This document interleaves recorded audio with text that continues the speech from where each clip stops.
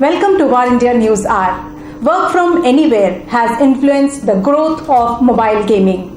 India is a young country with nearly half of the population under the age of 25 and gamers are everywhere. The smartphone is a key daily driver for consumers living in cities and towns beyond Tier 1, and there has been a whooping growth of 120% spike in work productivity on smartphones during COVID-19 in cities and towns. When we see the data point, the number of active users recorded as 451 million in 2019 are expected to reach 829 million by 2021, and it is expected to reach the 859 million mark by 2022. Work from anywhere concept has influenced the growth of mobile gaming. It has taken center stage by claiming 85% of the online gaming landscape in the country. India's gaming industry is slated to become 10 times larger than all other entertainment businesses put together in the next 5 to 7 years. But the potential gamers are battling with multiple challenges. They include the lack of awareness about the ecosystem, absence of affordable infrastructure, and misgivings about gaming as a serious profession. To be sure, esports will be a medal event in the 2022 Asian Games. The International Olympic Committee has for the first time this month announced a global esports tournament, the Olympic Virtual Series, that is OVS, which will be held in the lead up to the Tokyo Olympics. However, currently esports is not formally recognized by the Sports Authority or the Indian Olympics Association. MPL said mobile esports is the best way to democratize esports and recently launched the MPL Digital Scholarships to award deserving esports athletes with financial support. Let's look into today's headlines in War India. Industry should start working on artificial intelligence, machine-to-machine, data science seriously towards Atmanirbhar Bharat, says Dhotre. The Union Minister of State for Communications and Education, Sanjay Dhotre, said the COVID-19 pandemic has shown people the importance of digital infrastructure. The government is keen on utilizing the latest technologies like artificial intelligence, machine-to-machine communications, and data science, and industry should start working on them seriously for achieving the goal of Atmanirbhar Bharat.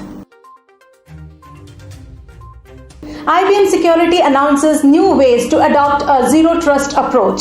IBM Security announced new ways the company will help customers adopt a zero-trust approach to security. A zero-trust approach, the announcement explained, is founded on the principles of providing the least privileged access, never trust, always verify, and assume breach. IBM Security also announced an alliance partnership with cloud and network security provider Zscaler and new blueprints for common zero trust use cases, a SaaS version of IBM Cloud Pak for security, and a strategic partnership with a leading cloud and network security provider to help customers modernize and secure remote work. Cybercriminals are aiming at online gaming as the next big pay. The online gaming industry is set to reach almost $200 billion in revenue by 2022. But despite this, some areas of the industry still aren't prioritizing security, and that could put organizations and their customers at risk from hackers. Online gaming can be a lucrative business, and cybercriminals know this, which is why there is an increase in underground activity targeting these businesses, with users selling or requesting access to online gambling businesses around the world to varying degrees.